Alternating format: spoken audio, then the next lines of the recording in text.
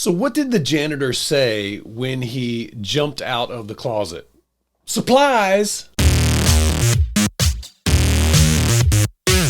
Hello, my name is Lee West and I'm with Cheers Church. And today we're going to be talking about the impossible. So what does it mean to you when you hear the word impossible? How many times have you said this word impossible, especially when facing difficult situations or challenges in your life? We say impossible in many ways. That's impossible. All the I can'ts. When you say I can't do this or I can't do that, you're saying it's impossible for you to be able to accomplish this. What about the no ways? No way I can do that. It would be a miracle.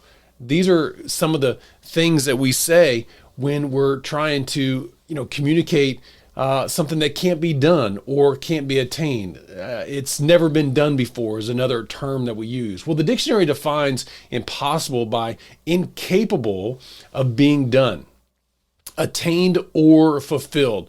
And some of those impossibilities may be like getting your dream job or graduating with a particular degree or accomplishing something amazing or reaching certain goals with social media or other adventures, maybe having a great marriage even, or recovering from an incurable disease. These are all things that sometimes we think are impossible to achieve or attain. But what is something, let me get you to think about this for a second. What is something in your life right now that you feel would be impossible for you to do, to accomplish in your own ability?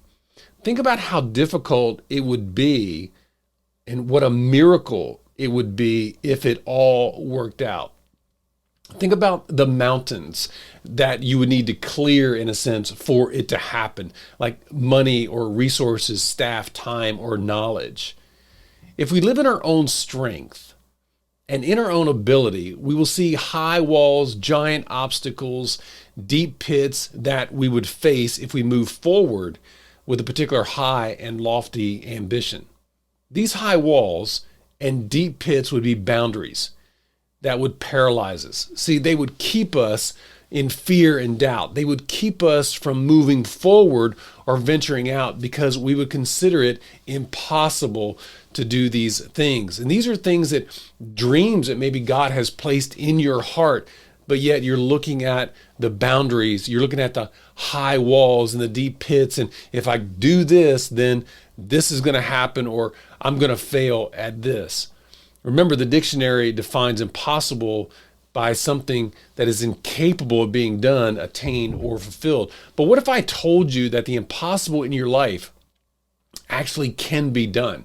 It can be attained, and you can be fulfilled in what God has asked of you. See, Matthew 17:20 says, "So Jesus said to them, because of your unbelief, for assuredly I say to you, if you have faith as a mustard seed, you will say to this mountain, move from here to there, and it will move, and nothing will be impossible for you." Now, I want you to, through this discussion today, I want you to dream about the impossible and allowing God to actually change your thinking to think, well, maybe it is possible. Maybe not possible with my own ability and my own strength, but with God, all things can be possible.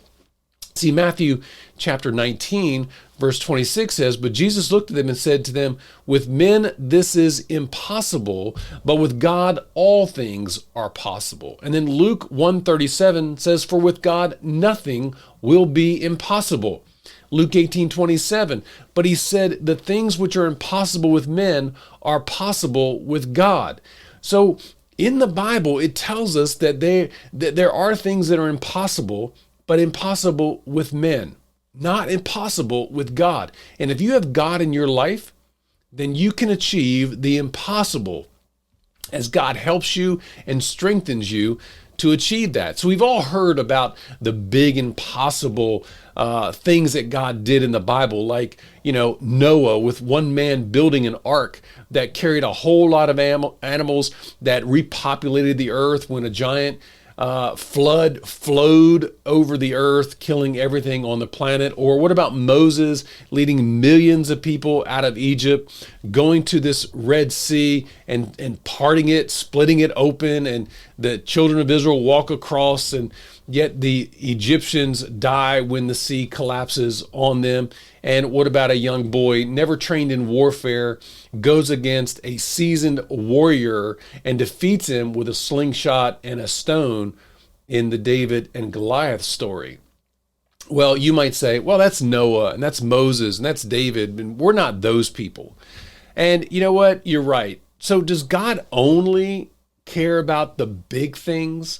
Are miracles only going to happen when it affects the entire world, or some amazing story that, God wants to use? What about the little things?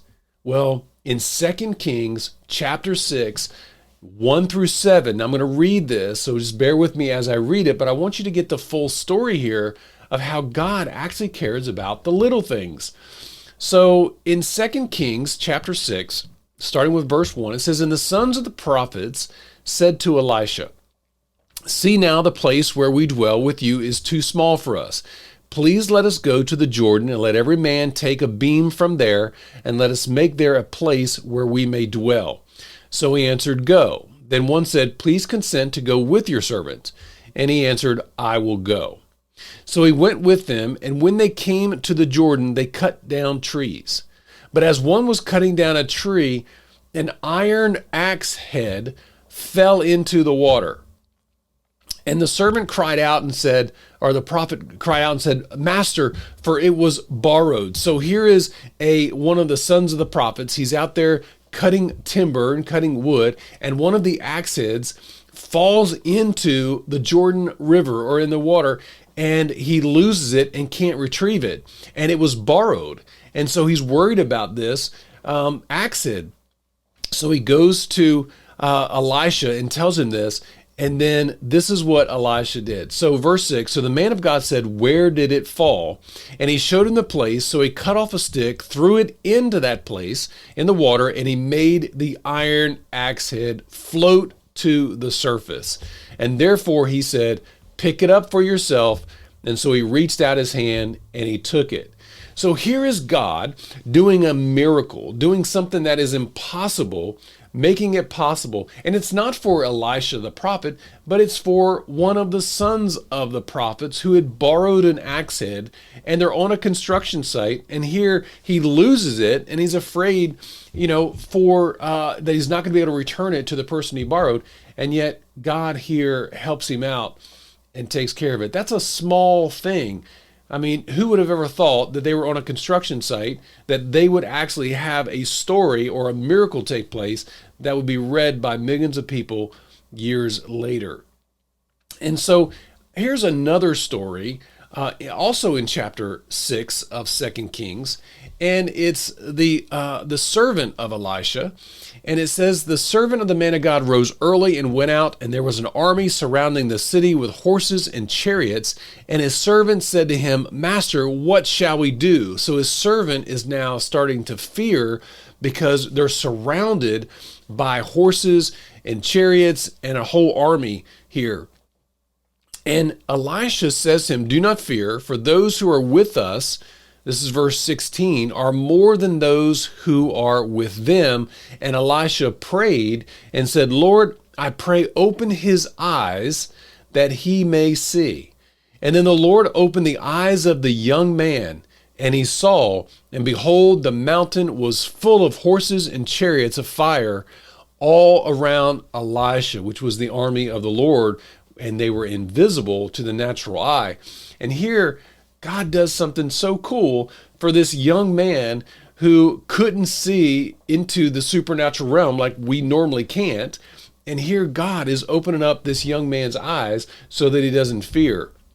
This wasn't for Elisha, the prophet of God. It was for this young man. So God cares about the little things. He cares about our situations, no matter how small they are. And so I pray that you too will have your eyes open to see the impossible that can be possible. Now, here's 7 categories. I'm going to go through these fairly quickly that are impossible categories that Jesus actually made possible. The number 1, the impossibility of time. So by the pool of Bethesda, Jesus saw a man who had been disabled for 38 years. The Lord commanded him, stand up, pick up your mat, and walk. And this is in John chapter 5. And all of these impossibilities are in the book of John. And it didn't matter that the man had been lame for almost 4 decades when Jesus said to him, walk, and he walked. So do you feel that something is impossible because too many years have passed? And I'm here to tell you, it's not impossible. The second impossibility is the impossibility of distance.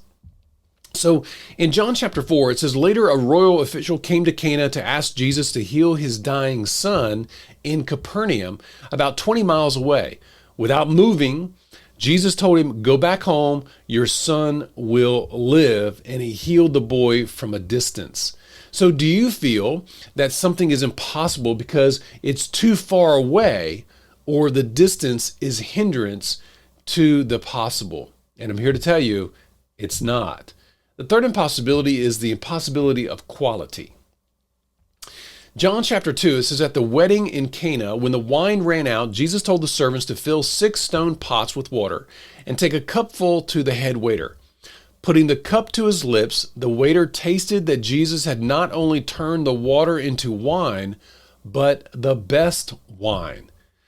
So do you feel that something is impossible because you can't produce the quality that is required? And I'm telling you, it's not impossible. The fourth impossibility is the impossibility of quantity. Next, Jesus fed a crowd of over 5,000 people with 5 small loaves and 2 sardine-sized fish. This is in John chapter 6. How could so little feed so many? The math doesn't add up for the disciples, but lack of enough never limited Jesus' ability. So let me ask you, do you feel that something is impossible because you don't have enough of something? It's not. The fifth impossibility is the impossibility of the natural. When a strong wind stirred up the sea and terrified the disciples, they strained at the oars to make it to shore. Jesus walked on the water and calmed the storm. And that was in John chapter 6. So let me ask you, do you feel that something is impossible because of natural circumstances, like you don't have enough money or resources, time, maybe even enough knowledge? Well, it's not impossible. The sixth impossibility is the impossibility of misfortune. In Jerusalem, Jesus noticed a blind man since birth. Without hype or hoopla, Jesus brought light to the man's eyes. And that was in John chapter 9. So do you feel that something is impossible because of your physical condition? You're too this, too old, too young, too little, too big, too whatever. It's not impossible. And the last one, the seventh impossibility, is the impossibility of death. When Lazarus died, his sister's hopes died with him. However, Jesus transformed their impossibility into the perfect opportunity to glorify God by bringing Lazarus back to life. And this was in John chapter 11. Well, in the same vein, in a sense, do you feel that something is impossible because it's dead to you? Like a relationship, you may consider it be dead, or a career that you may consider is dead. Well, I'm here to tell you, it's not impossible. And so as we finish up here, Matthew 19:26, Jesus looked at them and said to them, with men, this is impossible, but with God, all things are possible. Not some things are impossible, but all things are impossible. And this is amazing because we are so limited in our thinking, because usually when we dream about things, we dream based on our own ability. Do I have the ability to do this in my own strength? I mean, do I have the talent to do that? Do I have the knowledge to do that? And then you look at your checkbook or your bank account and say, do I have enough money to do that? And if I need people to help me, do I have that staff or those resources to do that? And we limit ourselves based on our natural circumstances. But I want you to believe for something that is beyond your own ability and allow God to come in and infuse you with strength and power and ideas and give you help to accomplish the impossible in your life. So are you living in the possibles or are you living in the impossibles? And I'm here to challenge you today to live in the impossible and allow God to come in and help you make that possible. So here's a few discussion questions today. Number one, can you believe God for the impossible to become possible? Number two, what would life be like if we only believed in the possible? Number three, out of those 7 categories of impossibilities, which one resonates with you? And number 4, what do you need right now to overcome the impossibilities in your life? And I hope you enjoy this discussion today with your group. I pray that you are challenged to believe in the impossible becoming possible. And we pray that God just blesses you today. And we hope you have a great week, and we'll see you in the next video. God bless.